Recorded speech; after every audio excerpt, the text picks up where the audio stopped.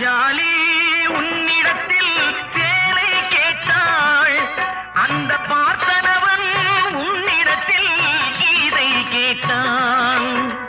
நான் இருக்கும் நிலையில் உன்னை என்ன கேட்பேன், இன்னும் நன்மை செய்து துன்பம் வாங்கும் உள்ளம் கேட்பேன்.